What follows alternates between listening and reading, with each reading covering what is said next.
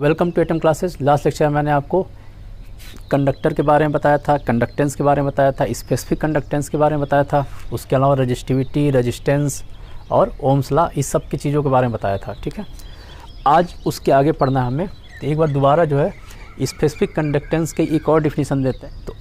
तो last time जो definition दिया गया था इसका, उसका डिफिनीसन क्या था कि 1/ρ का जो रेसिप्रोकल होता है उसे ही बोलते हैं स्पेसिफिक कंडक्टेंस, और रो क्या था, स्पेसिफिक रजिस्टिविटी था। ठीक है, अब यहाँ पे एक डिफिनीसन और बताएंगे आज, क्योंकि अब जो आगे पढ़ाने वाले हैं उसमें इस डिफिनीसन का यूज है। ठीक है, तो स्पेसिफिक जो कंडक्टेंस है उसका एक और डिफिनीसन होता है। तो अगर कोई इलेक्ट्रोलिटिक सोल्यूशन है और जो उसमें से क्या लेते हैं, सिर्फ 1 ml लेते हैं, तो 1 ml की जो कंडक्टिविटी आएगी उसे ही बोल देंगे स्पेसिफिक कंडक्टेंट। दोबारा बताते हैं एक बार कि इलेक्ट्रोलिटिक सोल्यूशन है वो कितना लिया गया है, 1 ml लिया गया है, और 1 ml जो है इलेक्ट्रोलिटिक सोल्यूशन की जो कंडक्टिविटी आएगी, जो चालकत्व आएगी, उसी चालकत्व क्या बोलेंगे, स्पेसिफिक कंडक्टेंस बोलेंगे, विशिष्ट चालकत्व बोल देंगे। ठीक है, जैसे कि यहाँ पर एक सोल्यूशन बना देते हैं और यहाँ पे 2 इलेक्ट्रोलाइट है।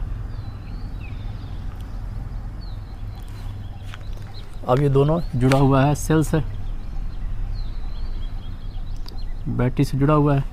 अब यहाँ पे जो इसके बीच की डिस्टेंस है, डिस्टेंस को मान लेते हैं L, लास्ट टाइम ये मैंने बताया था। और ये जो है इलेक्ट्रोड है, इसका जो एरिया है, एरिया मान लेंगे A, कैपिटल A इसका एरिया हो गया। और इसमें क्या भरा हुआ है, इलेक्ट्रोलाइट भरा हुआ है, इसके अंदर भरा हुआ है इलेक्ट्रोलाइट। तो यही इलेक्ट्रोलाइट अगर 1 ml ले लेंगे, ठीक है, 1 ml अगर इलेक्ट्रोलाइट ले लेंगे तो उस समय जो इसकी कंडक्टिविटी आएगी, ठीक है, उस समय जो इसकी कंडक्टिविटी आएगी उसी कंडक्टिविटी को बोल देंगे स्पेसिफिक कंडक्टेंट। तो ये चीज़ जानना था। अब हमें 2 पॉइंट और जानना है इसमें। एक पहला पॉइंट है जिसको बोलते हैं मोलर कंडक्टिविटी, और दूसरा होता है जिसको बोलते हैं इक्विवेलेंट कंडक्टिविटी। अब हमें ये 2 चीज़ और जानना है कि मोलर कंडक्टिविटी और इक्विवेलेंट कंडक्टिविटी क्या होता है। ठीक है, तो सबसे पहले तो इसको कैसे डिनोट करते हैं। तो मोलर कंडक्टिविटी को डिनोट करते हैं, ये होता है लैम्डा, और इसमें लगा देते हैं m, m मतलब मोलर हो गया। ठीक है, इक्विवेलेंट कंडक्टिविटी कैसे डिनोट करते हैं, ये होता है लैम्डा, और इसको लिख देते हैं EQU। इसको पढ़ते हैं लैम्डा,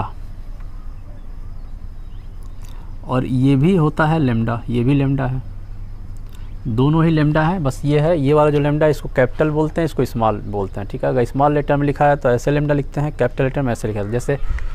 जैसे जितने अल्फ़ाबेट्स हैं A और A, इसको भी कैपिटल स्मॉल लेटर है, उसी तरह लैम्डा जो सिंबल्स आते हैं उसमें भी 2 तरह के होते हैं, एक स्मॉल लेटर में होते हैं, कैपिटल लेटर में होते हैं।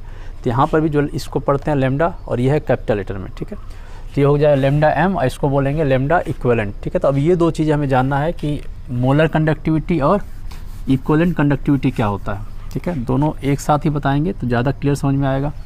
ठीक है, तो मोलर कंडक्टिविटी क्या होता है कि जो यहाँ पे इलेक्ट्रोलाइट सोल्यूशन लिया गया है, ठीक है, जो इलेक्ट्रोलाइट सोल्यूशन लिया गया है, अगर ये ले लेते हैं 1 मोल, ठीक है, जो इलेक्ट्रोलिटिक सोल्यूशन लिया गया है अगर इसको 1 मोल ले ले, तो इस समय जो कंडक्टिविटी आएगी उसी को बोल देंगे molar conductivity.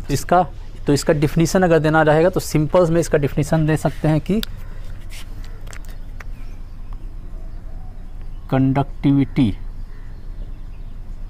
Of 1 mole electrolyte solution is called molar conductivity. ठीक है, अगर 1 मोल ले लेंगे, ठीक है, इलेक्ट्रोलाइट, तो उस समय जो उसकी कंडक्टिविटी आई उसको बोलते हैं मोलर कंडक्टिविटी। यहाँ पे क्या था कि 1 ml, यहाँ पे लेते थे वॉल्यूम लेते थे, और यहाँ पे क्या लेते हैं मोल लेंगे, दोनों में ये अंतर है, इसमें और इसमें ये अंतर है, इसीलिए दोनों ये और ये तीनों एक साथ बता रहे हैं कि कन्फ्यूजन ना हो तीनों में। ठीक है, दोबारा बताते हैं, जो स्पेसिफिक कंडक्टेंस था उसमें क्या था कि जो कंडक्टिविटी था वो कितना था, 1 ml का था। 1 ml अगर इसका सोल्यूशन ले लेंगे, इलेक्ट्रोलाइट ले लेंगे, तो उस समय जो कंडक्टिविटी आएगा उसको बोलते हैं स्पेसिफिक कंडक्टेंट। मोलर कंडक्टेंस क्या होता है कि यहाँ पे जो इलेक्ट्रोलाइट लिया गया है वो कितना ले ले, 1 मोल ले ले। ठीक है, तो उस समय जो कंडक्टिविटी आएगी उसको बोल देंगे मोलर कंडक्टेंस। अब इक्विवेलेंट कंडक्टेंस क्या होता है, सेम यही है कि यहाँ पे जो इलेक्ट्रोलाइट था यहाँ पे 1 मोल ले रहे थे, यहाँ पे क्या लेंगे 1 ग्राम इक्विवेलेंट लेंगे। ठीक है, तो इसका डिफिनीशन हो जाएगा इसको लिख देंगे conductivity of 1 gram equivalent electrolyte is called equivalent conductivity. ठीक है, तो इक्विवेलेंट कंडक्टिविटी मोलर कंडक्टिविटी में कभी कोई कन्फ्यूजन नहीं रखना है। मोलर कंडक्टिविटी क्या होता है, सिंपल मोल्स लिया गया है कि एक मोल लिया जाएगा इलेक्ट्रोलाइट, और इक्विवेलेंट कंडक्टिविटी में क्या लिया जाएगा, एक इक्विवेलेंट इलेक्ट्रोलाइट लिया जाएगा। अब इक्विवेलेंट और मोल में क्या फ़र्क होता है, अभी सारी चीज़ें एक एक करके क्लियर होंगी। ठीक है, तो सबसे पहले तो ये इसका डिफरेंस होता है और इसका डिफिनीसन भी होता है। ठीक है, इसी डिफिनीसन को और थोड़ा सा विस्तृत में बताते हैं। तो विस्तृत में अगर इसी डिफिनीसन को बताना होगा तो कैसे बताएंगे कि जो यहाँ पर ये इलेक्ट्रोड लिया गया है, इसका बीच का डिस्टेंस है, बीच का डिस्टेंस हम कितना ले रहे हैं, 1 ml ले रहे हैं। यहाँ लिख देते हैं कि अगर जो लेंथ है वो लिया गया 1 सेंटीमीटर, ठीक है, 1 सेंटीमीटर ले लिए, और जो एरिया है इसका, जो इलेक्ट्रोड का एरिया है तो उसको ए लिखते हैं, वो ले लेते हैं 1 सेंटीमीटर क्यूब। ठीक है, तो ये लेंथ है और ये एरिया है किसका, इलेक्ट्रोड का। तो उस समय अब इसका डिफिनीसन, इसके डिफिनीसन में ये 2 पॉइंट को ऐड करना हमें। ठीक है, अब इसका जो डिफिनीसन लिखेंगे वो डिफिनीसन क्या लिखेंगे कि जब 2 इलेक्ट्रोड जो क्या हो, एक दूसरे के पैरेलल हो और क्या हो, पैरेलल समांतर हो, और उनके बीच की दूरी कितनी हो, 1 सेंटीमीटर हो, तथा इसका जो एरिया हो, ठीक है, जो इलेक्ट्रोड है उसका एरिया कितना हो, 1 सेंटीमीटर। उस समय अगर जो इलेक्ट्रोलाइट है 1 मोल लिया जाएगा तो उस समय जो इसकी कंडक्टिविटी आएगी उसको बोल देंगे मोलर कंडक्टिविटी। ठीक है, तो ये 2 पॉइंट इसी में ऐड कर देना है। ठीक है, तो इसका डिफिनीसन दोबारा बताते हैं एक बार। क्या होगा कि जब इलेक्ट्रोड के बीच की दूरी क्या हो, 1 सेंटीमीटर हो, तथा इलेक्ट्रोड का जो क्रॉस सेक्शनल एरिया है वो कितना हो, 1 सेंटीमीटर हो, उस समय जो कंडक्टिविटी आती है, ठीक है, जो कंडक्टिविटी आती है किसकी, 1 मोल इलेक्ट्रोलाइट की। ठीक है, तो उस कंडक्टिविटी को बोल देते हैं मोलर कंडक्टिविटी। ठीक है, तो ये इसका डिफिनीसन है, प्रॉपर डिफिनीसन। ठीक है, वैसे इतना डिफिनीसन अगर आ गया, अगर ये पूरा नहीं समझ में आया तो अगर इस डिफिनीसन को भी लिखाया तो भी सही होता है। डिफिनीसन में इसको ऐड कर देना है कि जो इलेक्ट्रोड है उस इलेक्ट्रोड का बीच का जो डिस्टेंस है, ये जैसे इलेक्ट्रोड है इसके बीच का जो डिस्टेंस है 1 सेंटीमीटर रहा, और इसका जो एरिया है वो कितना रहा, 1 सेंटीमीटर। सेम इसी तरह इक्विवेलेंट कंडक्टिविटी में भी करना है हमें। ठीक है, तो यहाँ पर भी डिफिनीसन सेम ही देना है, बस इसमें ये 2 पॉइंट ऐड कर देना है कि जो है जो इलेक्ट्रोड है वो दोनों समांतर इलेक्ट्रोड होंगे, और साथ में इनके बीच का जो डिस्टेंस है वो कितना होगा, 1 सेंटीमीटर होगा, और जो इसका एरिया होगा वो कितना हो जाएगा, 1 सेंटीमीटर होगा। उस समय 1 ग्राम इक्विवेलेंट का, 1 ग्राम इक्विवेलेंट की जो कंडक्टिविटी आएगी उसी को बोल देंगे इक्विवेलेंट कंडक्टिविटी। ठीक है, इसको डिनोट करते हैं इस तरीके से, इसको डिनोट करते हैं इस तरीके से। ठीक है, जो मोलर कंडक्टिविटी होती है इसको वैसे हिंदी में बोलते रहते हैं मोलर चालकता।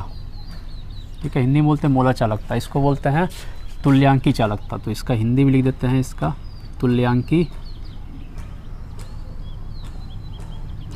चालकता।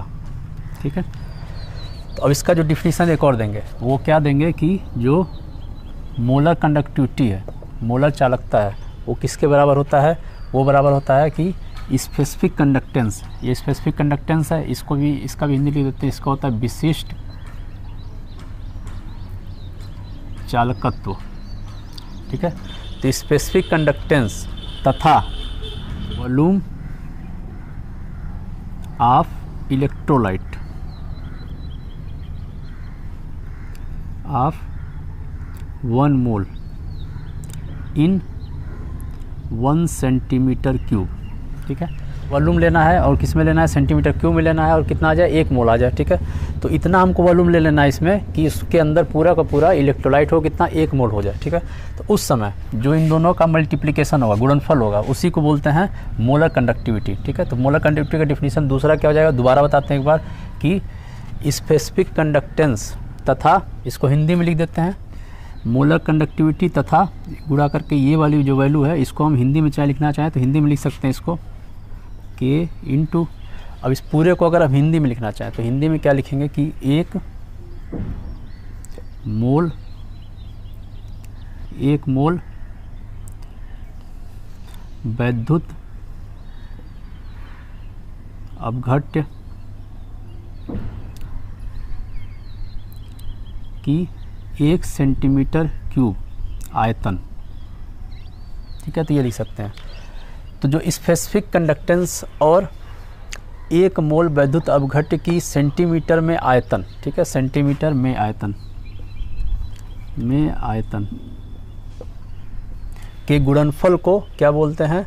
मोलर कंडक्टिविटी बोलते हैं। ठीक है, एक बार दोबारा बताते हैं कि मोलर कंडक्टिविटी का एक और डिफिनीशन क्या था कि विशिष्ट चालकत्व तथा 1 मोल वैद्युत अपघट्य की सेंटीमीटर में आयतन, ठीक है, सेंटीमीटर क्यूब में आयतन के गुणनफल को क्या बोलते हैं? मोलर चालकता बोलते हैं। ठीक है, तो ये इसका एक और डिफिनीशन हो गया। उसी तरह यहाँ अगर इसका डिफिनीशन देना हुआ तो क्या लिख देंगे?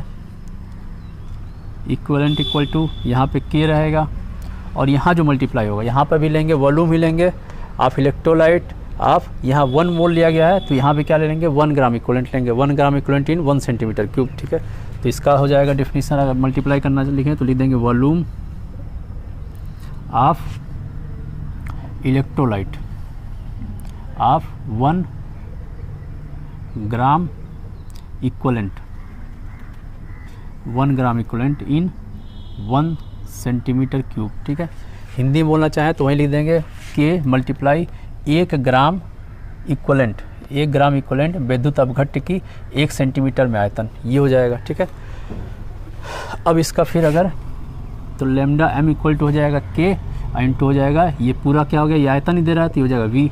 ठीक है, लेकिन यहाँ पे ये ध्यान रखना जो वी है वॉल्यूम, ये है आपका वॉल्यूम पर मोल, यहाँ पे वी है वॉल्यूम पर मोल है, पर मोल में है। ठीक है, क्योंकि 1 मोल ही लिया जा रहा है। ठीक है, तो ये डिफिनीशन हो गया इसका, तो ये इसका फार्मूला हो गया। अब जो यहाँ पर है, यहाँ जो है मोलर दिया गया है तो यहाँ पे मोलरिटी की बात की जाती है। तो अगर हम एक फार्मूला जो होता है मोलरिटी का, m इक्वल टू क्या लिख सकते हैं? Number of moles n divide by volume into 1000, ये है मोलरिटी का फार्मूला है।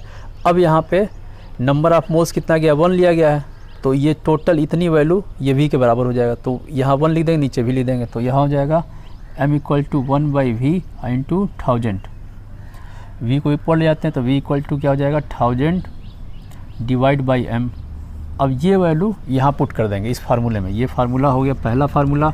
दूसरा फार्मूला v की जगह लिख देंगे 1000 डिवाइड बाई m। तो यहाँ पर एक और फार्मूला हो गया मोलर कंडक्टिविटी का, ये इक्वल टू हो गया k divide by m into 1000।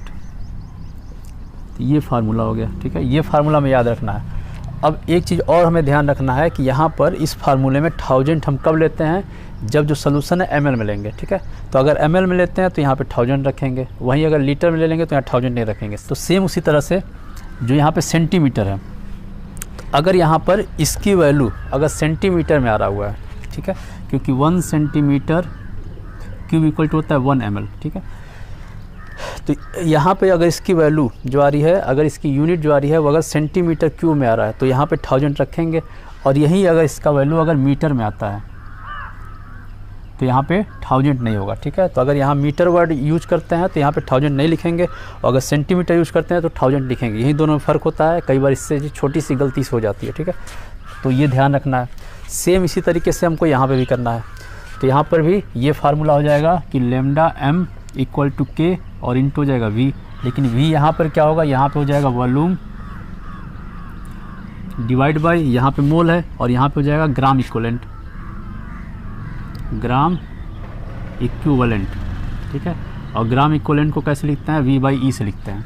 ठीक है, अब यहाँ पे हम क्या निकालेंगे? तो यहाँ पे हम लेंगे नॉर्मेलिटी। यहाँ पे ले रहे थे मोलरिटी, मोललता, यहाँ पे लिखते हैं नॉर्मलता। ठीक है, इसको लिख देते हैं हिंदी में भी नॉर्मलता। ठीक है, तो नॉर्मलता का फार्मूला क्या होता है बताते हैं। तो नॉर्मलता का फार्मूला, ये मोललता का फार्मूला, तो यहाँ लिखते हैं number of moles divide by volume into 1000 लिखते थे। ये किस में लिखते थे? इसमें लिखते थे। यहाँ पे लिखना रहेगा नंबर ऑफ मोल्स ना लिख के लिखना रहेगा नंबर ऑफ ग्राम इक्विवेलेंट। ठीक है, तो यहाँ पर इसी की जगह सेम फार्मूला ही होता है, बस यहाँ पे नंबर ऑफ ग्राम इक्विवेलेंट लिखते हैं नंबर ऑफ ग्राम इक्विवेलेंट। ठीक है, तो हो जाएगा E divide by V into 1000। ठीक है, ये फार्मूला हो गया। अब जो ग्राम इक्विवेलेंट है, ठीक है, यहाँ पे जो ग्राम इक्विवेलेंट है, ग्राम इक्विवेलेंट निकलता कैसे है तो वही बता देते हैं। जैसे नंबर ऑफ मोल कैसे निकलता है बताते हैं। सबसे पहले नंबर ऑफ मोल्स निकालने के लिए क्या निकालते हैं? Mass divide by molar mass. और इक्वलेंट मास, इसको बोलते हैं इक्वलेंट मास। तो इक्वलेंट मास बोलते हैं या ग्राम इक्वलेंट मास बोलते हैं। तो इक्वलेंट मास अगर निकालना हो तो यहाँ पे निकालते हैं mass divide by molar mass, और नीचे लिख देते हैं साथ में क्या लिख देंगे यहाँ पे एन। एन क्या होता है, नंबर ऑफ इलेक्ट्रॉन ट्रांसफ़र, बता चुके हैं, सेम वही एन है। तो एन से इसको डिवाइड कर देंगे, तो इसको सिंपल सा क्या सकते हैं, number of mole divide by n. ठीक है, तो इसको ये वैल्यू भी लिख सकते हैं। ठीक है, अब यहाँ पर n equal to e by v into 1000 आ रहा हुआ है, तो ये तो बस समझाने के लिए बताए थे इक्वलेंट मास कैसे निकालते हैं। ठीक है, तो यहाँ पर जो इक्वलेंट मास होगा वो कितना है, 1 ग्राम इक्वलेंट ही है यहाँ पे। ठीक है, तो यहाँ पे इसकी वैल्यू 1 हो जाएगी। यहाँ v ऊपर चलाया, n नीचे चलाया, तो यहाँ पे इसी की जगह अगर हम v इक्वल टू लिखना चाहें तो v ऊपर और ये नीचे, तो e की जगह 1, तो 1 और नीचे हो जाएगा n और ऊपर हो जाएगा 1000 का मल्टीप्लाई। ठीक है, अब यही v को यहाँ फार्मूले लगा देंगे, तो यहाँ पे हो जाएगा लेमडा, यहाँ पे e नहीं है, यहाँ पे इक्वलेंट है, m नहीं है, इक्वलेंट है। तो लेमडा इक्वलेंट इक्वल टू यहाँ पे क्या हो जाएगा, ये k और v की जगह ये वाला रख देंगे n और इंटू 1000। तो ये दोनों फार्मूला आ गया। एक फार्मूला हमें याद रखना है ये वाला, और दूसरा फार्मूला में याद रखना है ये वाला। ये फार्मूला किसका है, मोलर कंडक्टिविटी का है, और ये फार्मूला किसका है, इक्वलेंट कंडक्टिविटी का है। इसमें यहाँ पे है मोलरिटी और यहाँ पर है नॉर्मलिटी। मोलरिटी को यहाँ पे कई सारे बुक में C से दिखाया गया, कैपिटल C से, तो इसको कई जगह लिखा होगा K divide by C into 1000, ऐसे भी लिखा होगा। C भी कंसंट्रेशन को बता रहा है और वो कंसंट्रेशन मोलरिटी ही है। ठीक है, तो ये आपका 2 डिफिनीसन है और 2 फार्मूला है। इस पे आपको डायरेक्ट क्वेश्चन पूछ देता है। यहाँ पर भी आपको वही ध्यान रखना है, 1000 कब लगेगा, जब यहाँ पर सेंटीमीटर क्यूब में दिया हो तब। ठीक है, अगर वहीं मीटर क्यूब में दिया हो तो उसमें यहाँ 1000 नहीं लगाते हैं। अब अगला चीज़ इसमें क्या करना था, इन दोनों की यूनिट हमें जानना था कि यूनिट क्या होती है। तो यूनिट यहाँ बता देते हैं। ठीक है, इसको मिटाई देते हैं पूरा का पूरा। तो इसकी यूनिट लिखने के लिए सबसे पहले हमको इसका यूनिट और इसका यूनिट पता होना चाहिए। तो के जो है क्या है, स्पेसिफिक कंडक्टिविटी है, और इसका यूनिट क्या होता है, लास्ट लेक्चर बताए थे, ओम पे -1 और मीटर पे -1, ये हो सकता है। ठीक है, और इसको लिख सकते हैं प्रति ओम को क्या लिख सकते हैं, महो, और डिवाइड बाई मीटर ये लिख सकते हैं। और महो को एक और वर्ड्स लिखते हैं और वो होता है सीमेंस प्रति मीटर। ठीक है, अब यहाँ पे जो इसका यूनिट हो जाएगा, तो ये एक तो हमको यूनिट में ये लेना है। ठीक है, तो इसको लिख सकते हैं, दोबारा लिखते हैं सीमेंस हो गया डिवाइड बाई मीटर, ये हो गया। और इसका क्या लिखते हैं, वॉल्यूम लिखते हैं। ठीक है, तो वॉल्यूम पर यूनिट मोल हो जाएगा। ठीक है, लिखते हैं फिर मीटर क्यूब, वॉल्यूम के लिए मीटर क्यूब लिख देंगे, और पर यूनिट वॉल्यूम का लिख देते हैं मोल। ठीक है, तो ये हो गया। इससे कटा तो हो जाएगा, सीमेन को लिख सकते हैं S से, और ये डिवाइड कर हो जाएगा m स्क्वायर, और मोल को लिख देंगे मोल पे -1, तो ये इसका यूनिट हो जाएगा। अब इसमें सीमेंस की जगह हम क्या लिख सकते हैं, महो भी लिख सकते हैं। तो यहाँ लिख देंगे महो मीटर स्क्वायर मोल पे -1। ठीक है, इसके अलावा इसको भी ओम में लिखा जा सकता है, तो लिख सकते हैं ओम पे -1 मीटर स्क्वायर मोल पे -1, तो ये यूनिट्स हो गया। अब और भी कर सकते हैं, मीटर को क्या लिख सकते हैं, सेंटीमीटर में लिख सकते हैं, तो इसी में एक और लिख देते हैं। इन तीनों को फिर क्या कर सकते हैं, इन तीनों में मीटर की जगह सेंटीमीटर से, तो किसी एक को चेंज कर देते हैं इसको, तो हो जाएगा सीमेंस सेंटीमीटर स्क्वायर मोल पे -1, तो ये यूनिट हो गए इसके। ठीक है, अब 4 यूनिट दिया हुआ है, किसी में पूछ सकता है। तो इसी में दोबारा बताते हैं कि ये जो सेंटीमीटर दिया गया, यहाँ पे सेंटीमीटर भी हो सकता है और मीटर हो सकता है। तो अगर मीटर होगा तो 1000 नहीं लगाएंगे, सेंटीमीटर होगा तो यहाँ पे 1000 लगा के इस क्वेश्चन को सॉल्व करेंगे। ठीक है, तो इसमें दोनों में सेम केस है। अब वहाँ का यूनिट देख लेते हैं, वहाँ का यूनिट क्या होगा। तो यहाँ पे अगर हमको यूनिट लिखना होगा तो यहाँ सेम जैसे यूनिट है वैसे ही सेम इधर भी हो जाएगा। तो यहाँ पर भी इस वाले को मिटा देते हैं और यहाँ यूनिट लिख देते हैं। तो के का यूनिट ये होगा, ये लिखा हुआ है, और इसमें वॉल्यूम लिखेंगे तो वॉल्यूम में लिख सकते हैं इसको metre cube divide by gram equivalent लिखेंगे, क्योंकि यहाँ पे 1 ग्राम इक्विवेलेंट के लिए है, तो मीटर क्यूब ग्राम इक्विवेलेंट। ठीक है, तो सेम वही चीज़ जो यहाँ पे मोल है, मोल की जगह क्या आ जाएगा, ग्राम इक्विवेलेंट आ जाएगा। इसका यूनिट और इसका यूनिट सेम होगा, बस डिफरेंस क्या होगा कि यहाँ पे मोल है और यहाँ पे क्या आ जाएगा, ग्राम इक्विवेलेंट आ जाएगा। तो लिख देते हैं, यहाँ पे सबसे पहला इसको लिख देते हैं, तो लिखेंगे सीमेंस मीटर स्क्वायर और लिखेंगे ग्राम इक्विवेलेंट पे -1, ये हो जाएगा। ठीक है, उसके अलावा यहाँ आगे इसके हिसाब से सीमेंस सेंटीमीटर स्क्वायर और ग्राम इक्विवेलेंट पे -1। ठीक है, सेम इसी तरह होगा, बस मोल्स की जगह ग्राम इक्विवेलेंट आ जाएगा। तो ये है दोनों की यूनिट्स। तो आज के लिए सिर्फ इतना ही। नेक्स्ट लेक्चर में आपको इस पर कुछ न्यूमेरिकल भी कराएंगे।